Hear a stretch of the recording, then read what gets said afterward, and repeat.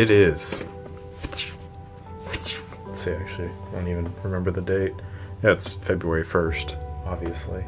I definitely need to change the calendar. I have one of those now where it's like, you have to fold over the pages.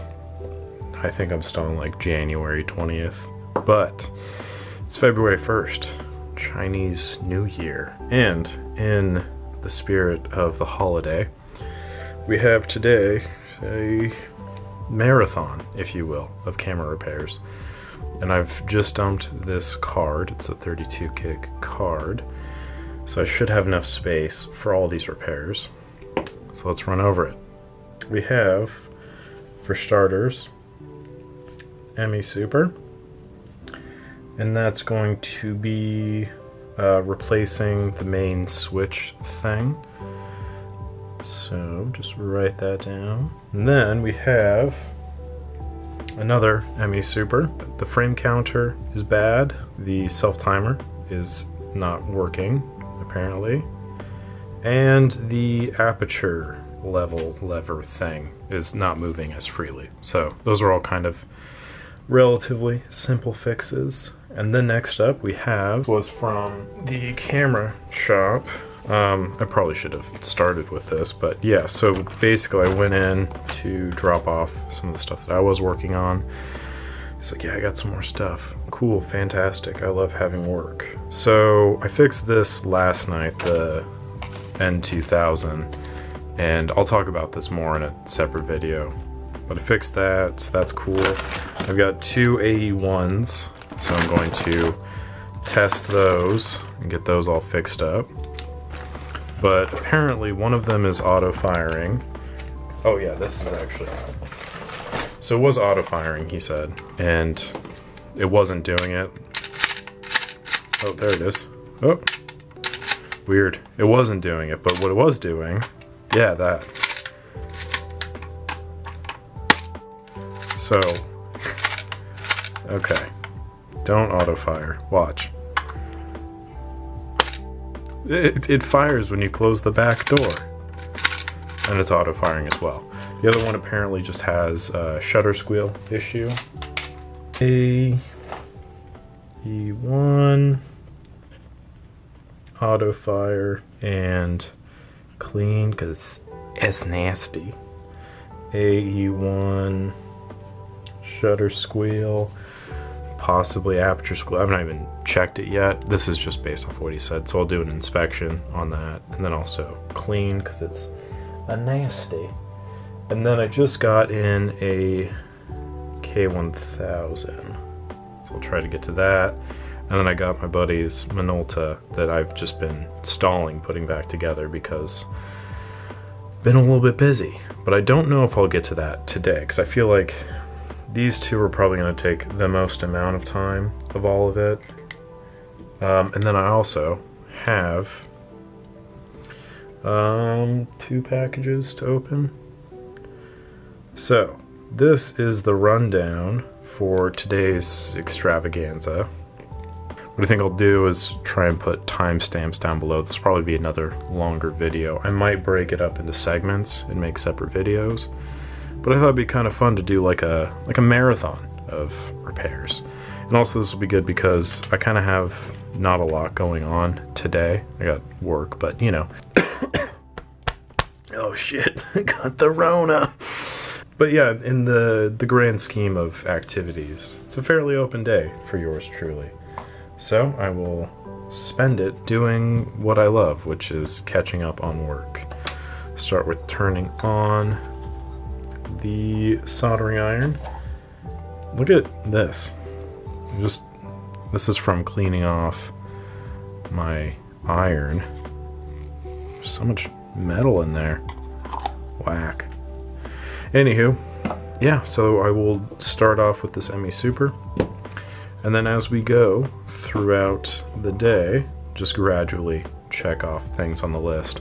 I will say, I'm loving having this clean desk. I understand now why people do this, because it's like, I feel like I can just do more, you know, get more done, be a little bit more organized, all that stuff. So it's great. I'm hoping to keep this up, but we'll see. We'll see throughout the course of the day how that changes if it does indeed. So yeah, I'm just gonna wait for the soldering iron to heat up. Given that this is probably gonna be most of the day, I don't think I'll be talking through the majority of it. Actually, what I will do while the soldering iron heats up, oh boy.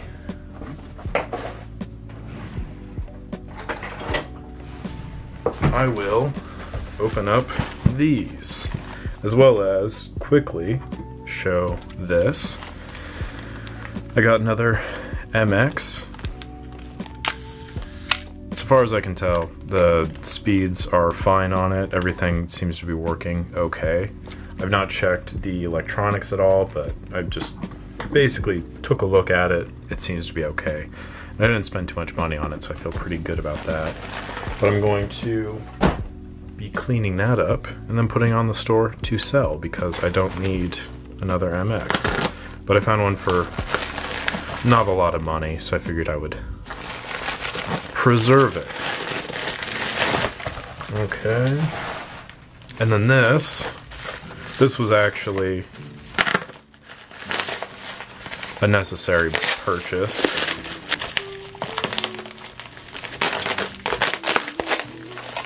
Boom.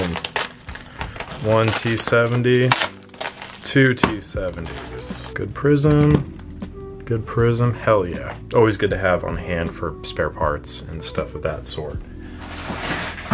Can't really go wrong with that. So we'll get those out of the way. I've got this package.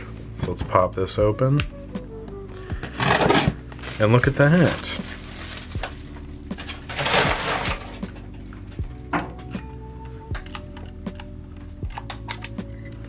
Ace Camera Service, 1986. So it's been a while, as you can tell. This one is not faring as well as my other.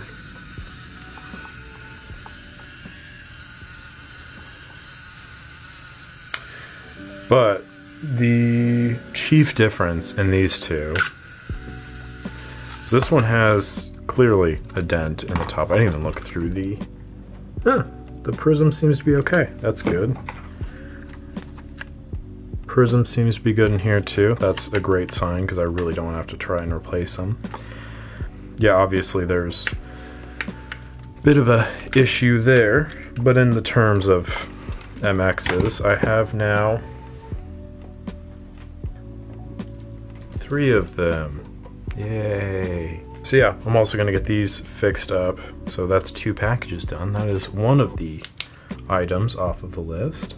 However, again, this isn't actually like, that took like 10 seconds to do. And this is just adding more stuff to my plate. But I did need to get those cleared out of my room because it's getting a little cramped in here. So this is also, as you might notice, this is Ansel Adams' camera, obviously. There's no other explanation for that. Although I will say he did not keep his camera in the best of condition. Cheap bastard. Just kidding. So yeah, 2 MXs. Fantastic. Get those fixed up and then I will be putting them on the store shortly.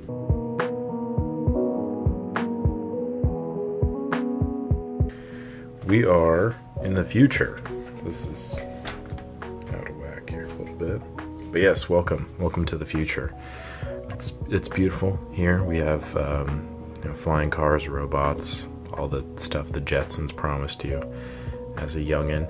To be honest though, I never really understood the appeal behind a flying car, because like it'd just be more traffic in the air, you know? Like I was like, oh, gotta have the flying cars and stuff, but it's like, why would you be so loud? Like there'd just be planes everywhere.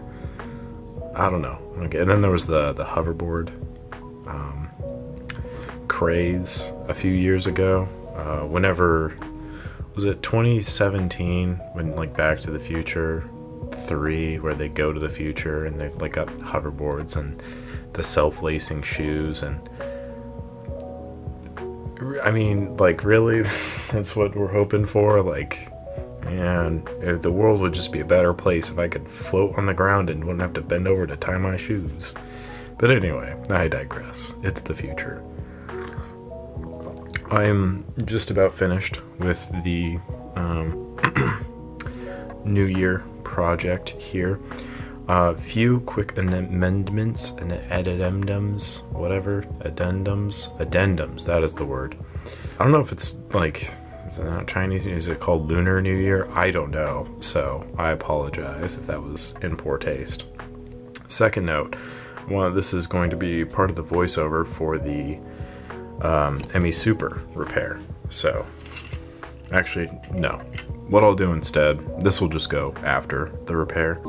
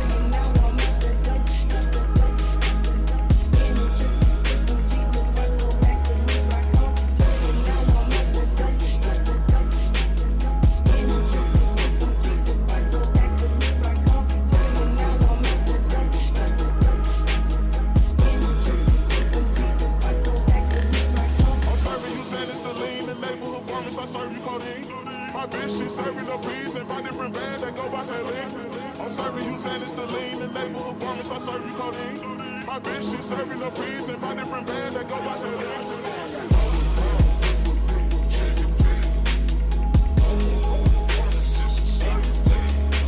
I'm serving you saying it's the lean, the neighborhood promise I serve you codeine. My bitch, she serving the peas and my different band that go by Celeste.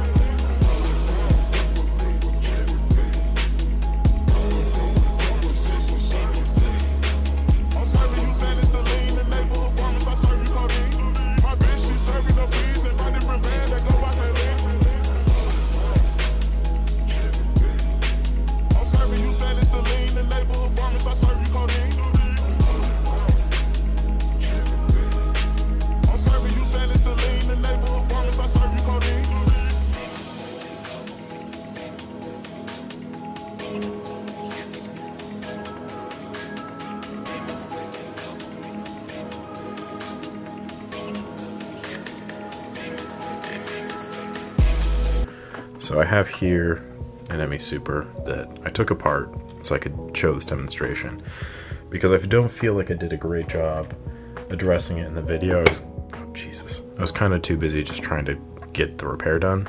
So this portion here is the main switch, and you can see a number of things really, but let's talk about it here. So basically all that's removed from here is obviously the whole body of the camera, as well as the frame counter mechanism.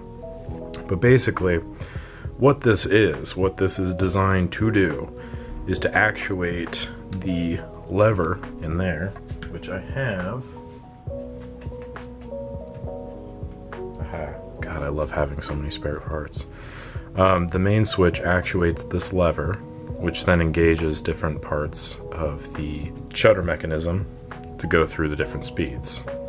So whether that is or through the different modes of fire, I should say. So bulb, 1/125th, manual, auto, all of that thing. That's what the main switch controls. Also in that control, there is the contacts here for the light meter. So when you half press that, you press on those contacts there. When you fully press, the shutter goes down there. So replacing this was to solve one of two things. One, the frame counter system was just really not working, and I'd had the camera for a good amount of time. This is the part 2 to the part 1 repair, and there was like a weird power failure that I couldn't quite identify. So I figured, and I figured correctly, that replacing the main switch would indeed be the solution, and it did get the power to work. So I don't really know what the deal was there exactly. I have notes written down for the repair, so I'm going to review those, and if I find anything worth interest, then I will get back to you.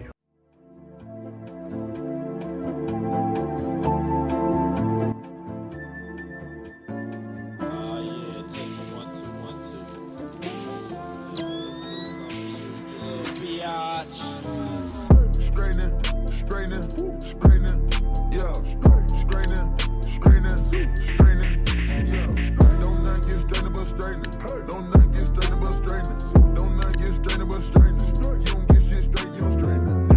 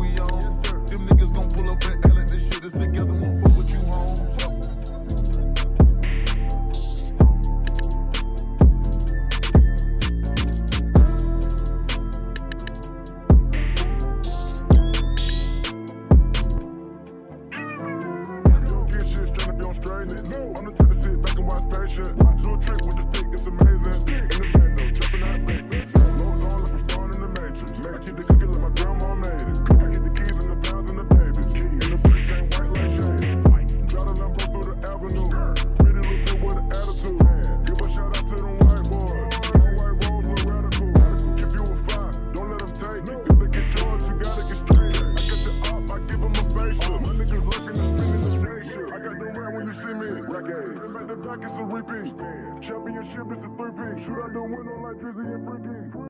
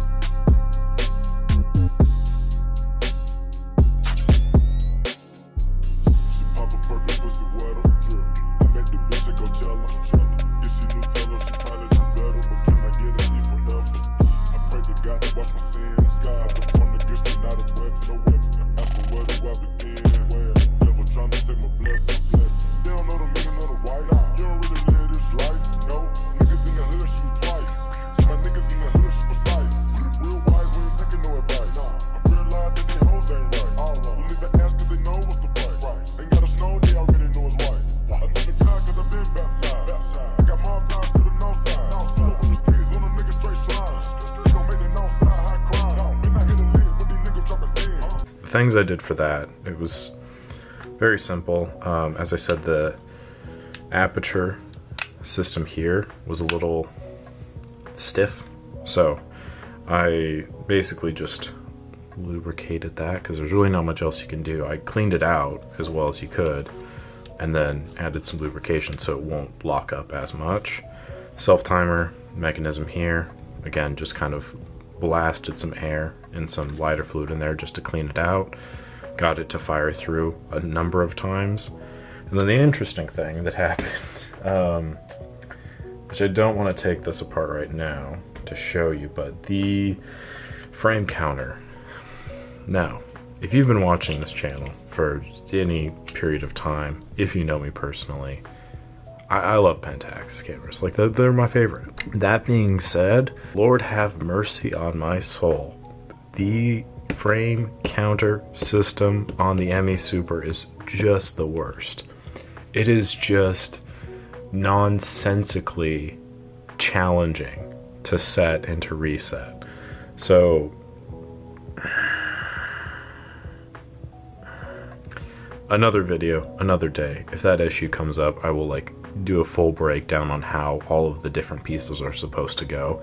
But it's so bad that like I've been doing ME Super repairs for 3 years now, like a good amount of time. And I'm not the smartest person in the world by any stretch of the imagination, but I'm not stupid. Like I can figure things out.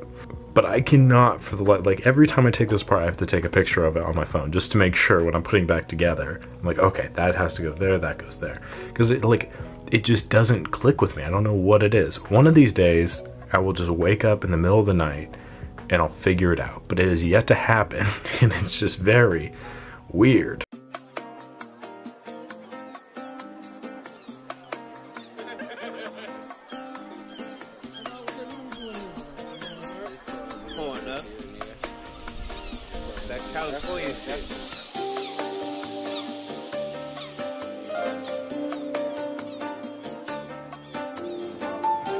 Hammered up. All kind of shit in there, man. Police come through, we ain't running and all that. We cool.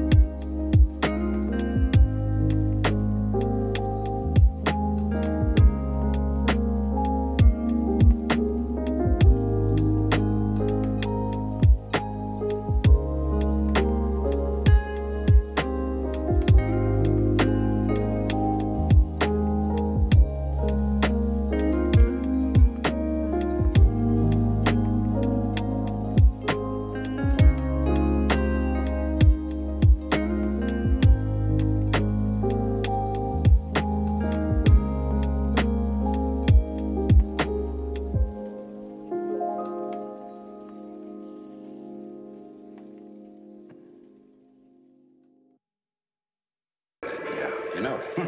Yes. 5, 4, 3, 2, 1.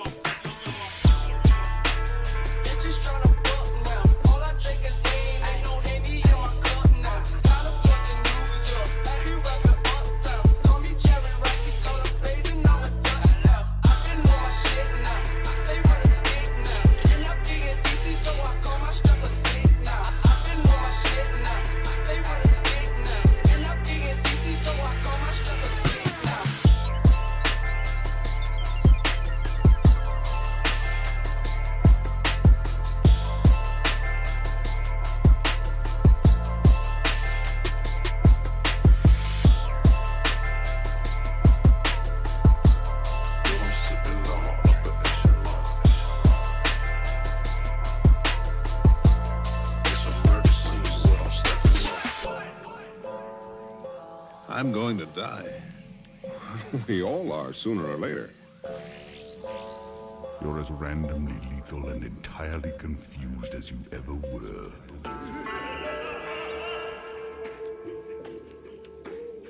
I heard a sound. An awful sound. What was it?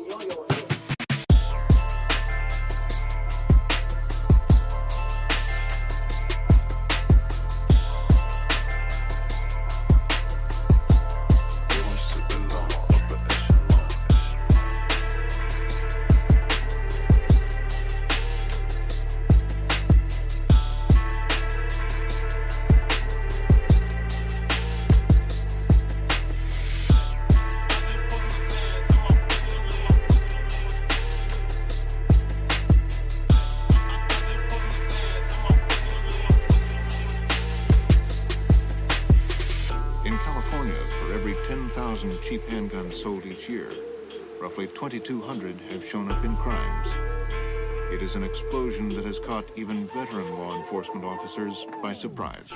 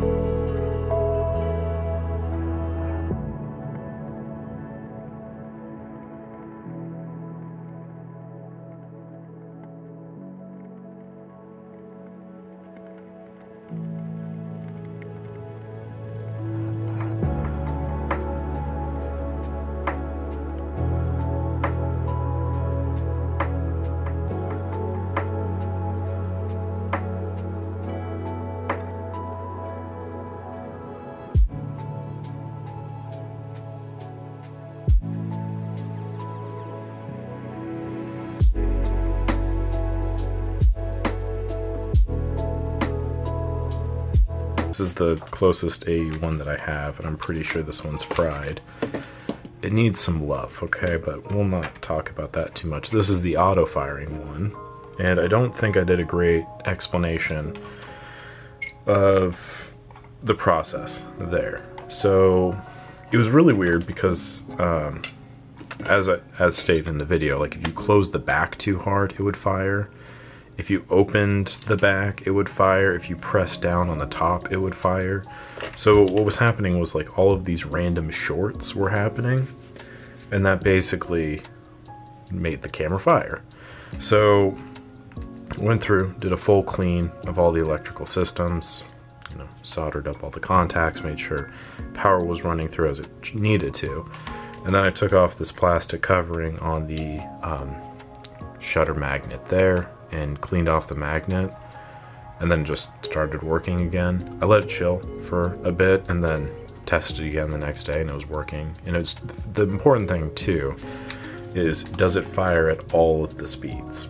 Because if it's not firing at all the speeds, if it's only firing at the mechanical speed, which I think is like 160 on this, which is just like if you just had the camera stripped down, there was no body, no electronics, and you just fired the curtain, it'll automatically fire at like 1/60th or 1/125th. Let's say it's 1/60th. So the thing that creates it to fire at these other speeds are the electronics. It's these magnets that create the magnetic aberration, which creates, you know, a span of time in between curtain travel, or expedites it, makes it go faster. So yeah, basically you just have to make sure that it fires at all the speeds. This one I don't think fires at all because one, there's no battery in it, and two, I think this is the one that came in and had a severed ribbon there, but we won't talk about that. Okay, instead, that was what I did there, if that helps.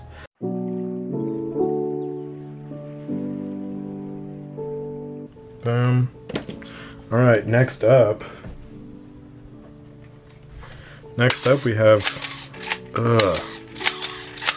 AE-1 program. Let's see.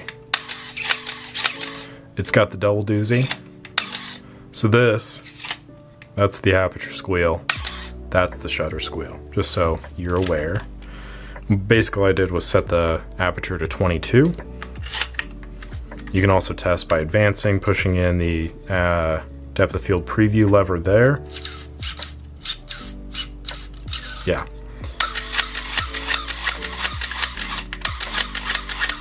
So basically it was shutter squeal, aperture squeal, needed a bit of cleaning. There's some scuffage around there, around the back. Overall, decent nick. It's missing screws. So what we're gonna do first is take off the top, because that's just a good place to start.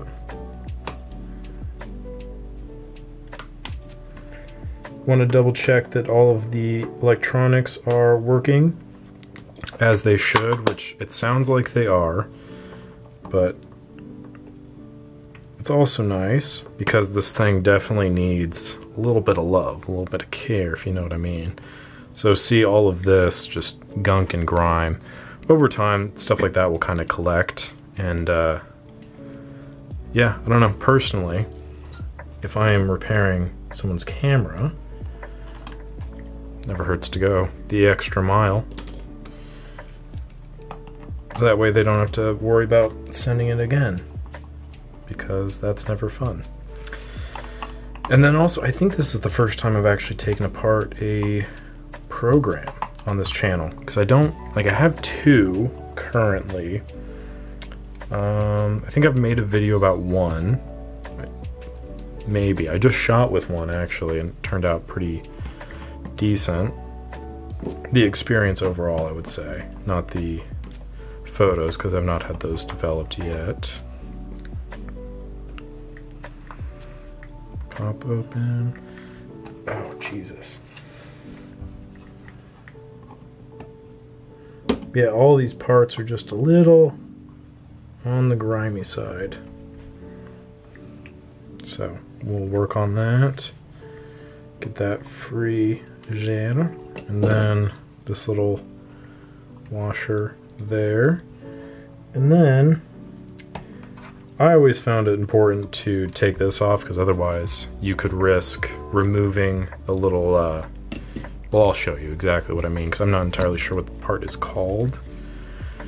Now, the other thing that eagle-eyed viewers will know is that unlike the AE-1, the program has a different front plate here, because the Canon logo is on the top of the camera as opposed to this front plate. So when I take the front plate off, there's not the convenient little dish for the two screws that go in the front that hold the top down, which is kind of unfortunate, because I think that's kind of a nice little feature, which I am the only one that I know of that uses, just because I like to kind of keep those screws separate. So this is basically the front plate. Obviously looks different than the AE-1s. We'll take these screws off here, and I cannot emphasize enough how nice it is to just have a clean working space. Very nice. Should really keep it up. And I will also like to point out that it is only, what is it? Just about 3 o'clock. We'll post 3:03. And I'm already like more than halfway done through the list. So, congrats to me. Alright, so, taking the top off, that's great. Already yoinked one of the wires out of place. There are 3 wires that connect the top to the body of the camera.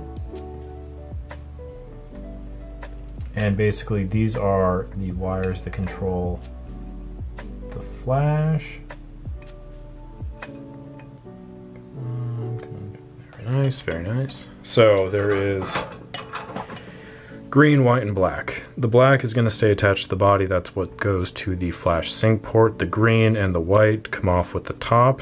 And the green, basically, how I think about it. I might have talked about this actually because it's sounding familiar again. But imagine the prism like a mountain. On the top, there is snow because it's cold, obviously. So, white, snow. And then down in the valley here, there's grass, green, right there. Let's see if I can get a little closer. So white, green, valley, mountaintop. So anyway, as I was saying, I remove this little washer deal because if you don't, you could take the top off and then also remove this little contact there, which isn't a big deal because it's easy enough to get put back on, but it's just like one more thing you kind of have to do. So, battery is good in this. What we'll do now is remove this front screw. Maybe. Jiminy Christmas. I still can't find the screwdriver I like using. But if you don't have a huge screwdriver like this to remove the screw, there's glue on the screw itself. So to keep the lens mount from shaking too much. So you can just use like a little bit of alcohol or some vinegar to kind of free that up a little bit. But that's kind of how you do that. I just yoink it out because I got a big screwdriver. The electronics in here look like they're in great condition, which is a nice change of events because I feel like most of the shit that I've seen lately has not been in great shape. So it's really nice to shake that up a little bit. This also reminds me I need to write emails to people. Viewfinder looks clean. And yeah, let's take the bottom off. Take a peek at that's going on. I have to take the bottom off anyways because aperture squeal. And the way you access that is through the bottom plate here. Also, unlike the AE-1, there are 3 screws in the bottom and 4 contacts for the auto winder there. That is unideal that happened. There should be, maybe there isn't. Oh well. A little crusty upon removal, but overall, decent looking shape. Yeah, so overall I would say the electronics on this are tip-top shape. The lubrication of the body itself needs a little bit of help, but when does it not? I think, if I remember correctly, the guy said that the owner of this camera picked it up at Goodwill for $5 or something like crazy low price like that. More power to him. This is a good find. I think this is one of like the better beginner cameras out there. And it's not been completely overrated, but I will say that they are very hard to come by in good condition.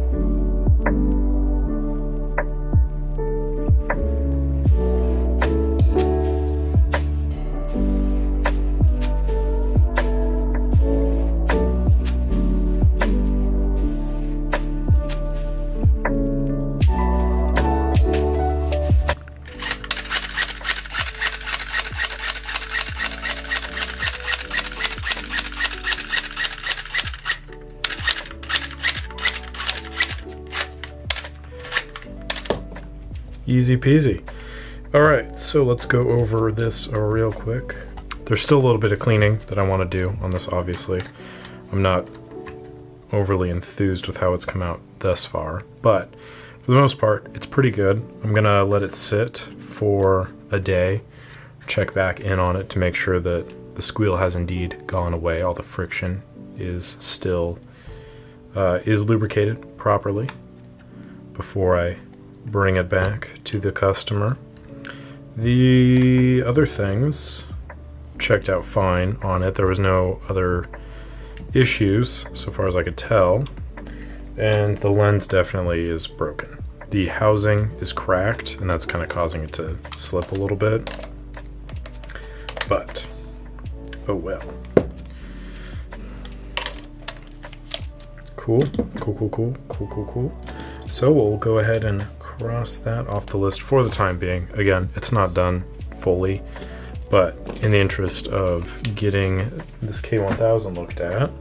Next up, it was the AE-1 program, and that was a pretty easy one too. That was just shutter squeal, aperture squeal. So basically just getting in there with some lube, cleaning it out, making sure all the gears were moving smoothly. And then also just cleaning the body because it was gross. And then the other thing that I wanted to talk about was the lens. Because, no bueno, I need to fix that. Here's the lens. This one works. So basically, I was testing the lens, and how you do that, just in case you were curious with these, because most other... Okay, here's a Pentax lens, obviously, but say you want to see if the blades are working, which I literally recommend everybody do this with their lenses. Just make sure blades are working, there's no halation in the glass, there's no fungus buildup, whatever. So I always like to take it, set it to 22, and use this little thing there, and just make sure, yes, the blades move, there's no oil buildup, no oil collection on the lens. Look through, okay, everything looks to be okay, and you're good. However, if any of you have an FD lens, you know that you can't do that because it resets to, I think this is 5/6. So what you have to do is take a little flathead screwdriver, or any screwdriver really. There's a little pin there and another little pin there. So you press down on those, and then you turn it, what would that be, clockwise, about 30 degrees or so. So as you can see now, it is open, and this is the technical term for the lens is open. This is what happens when you put it on the camera body. That's essentially what you're doing, except you're manipulating the lens to think that you've loaded it onto a camera, but you're just going to check the lenses. So I had it like this, and I was trying to like focus it, just make sure that the throw was okay, and the casing here was cracked, or I should say it's like that lens housing was cracked and just kind of fallen all over the place. The aperture blades seemed to be working okay, but the lens was pretty shot. It seemed to like work, but just be weird about it. So to close this up, press down on that button there, move this, and it should slide right back into there. You're looking for the red dots to align.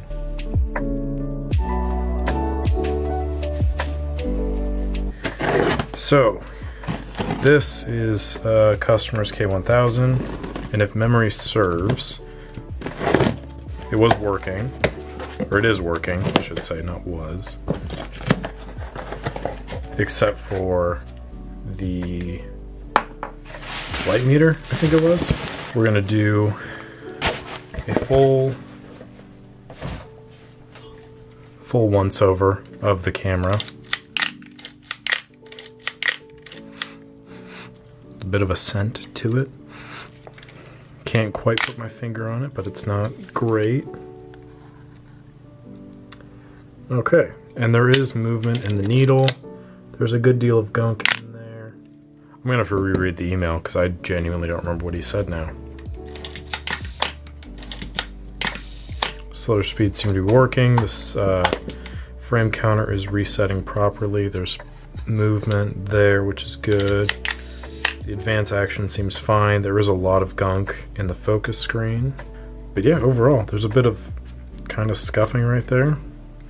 That's coming off, so that should be doable. This is the best kind of repair right here. And it's not a whole lot of work. Just some basic TLC stuff, not a whole lot of problem solving. Gotta love it. Okay, well, let's just pop this bad boy open then.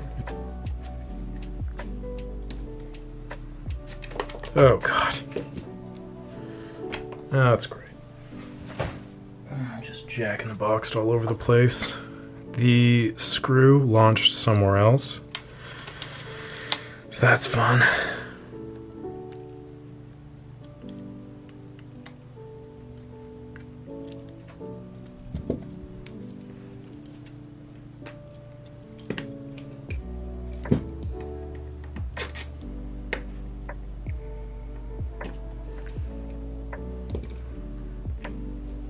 Oh, yes. The best. Oh, I love to see that. That just makes my day. Every time I see one of those, it's just so nice. Oh, yeah.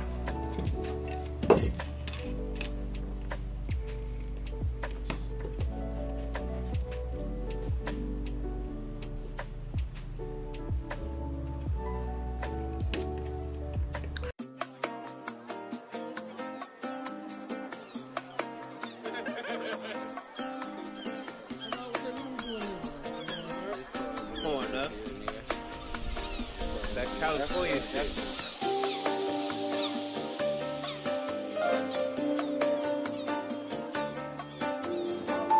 I'm hammered up.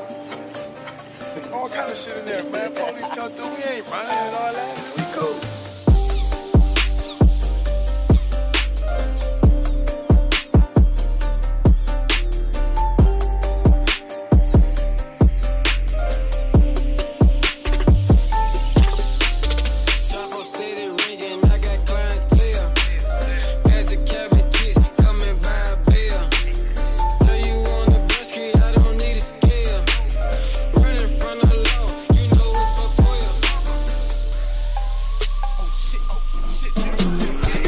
Cool. So the thing that I do want to check while we're here is, there we go, the voltage levels for the meter, because I could have sworn in the messages in the email having some issues with the meter. Nope. Okay. Alright, then never mind. Makes my life a little bit easier. I'm gonna double check the emails again just to be sure, because the thing is, this is off of memory at the moment. I don't have it open right next to me as I try to typically do. But again, I don't want to like, alright, job done, and then send it back and they'd be like, what, you didn't do anything. So, that was oddly loose. Interesting.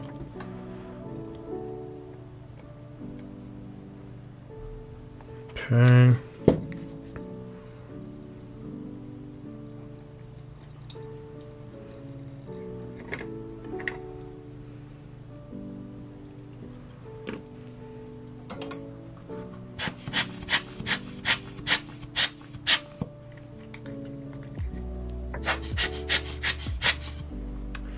Oh, I legit think that might be on the bottom there. Weird. Okay. So, this thing is just full of surprises. Yeah, okay. Interesting. So there seems to be chips of the focus screen missing on the bottom there. Fortunately, I do have other focus screens on hand, so it should be a fairly easy swap. But yeah, interesting. I will have to email the guy about that because that is unique.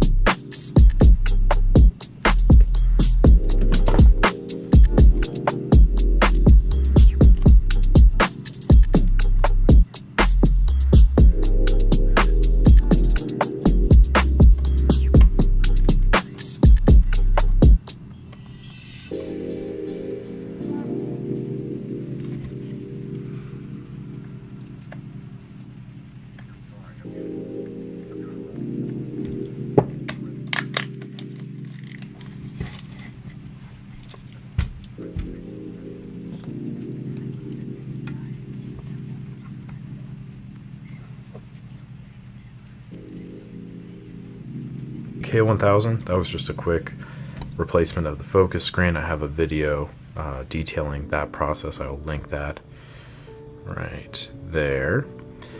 And then, oh, finger got way too close. I did not like that. Okay, the link will be up there for the video, so you can click on that, or you can comment below if you have any specific questions.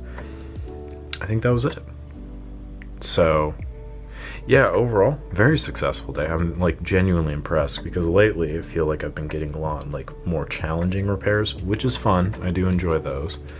But in the same vein, it's like, God, I really miss having fun things to do. I used to like line up 100 AE-1s and just like burn through those in an afternoon. It was great.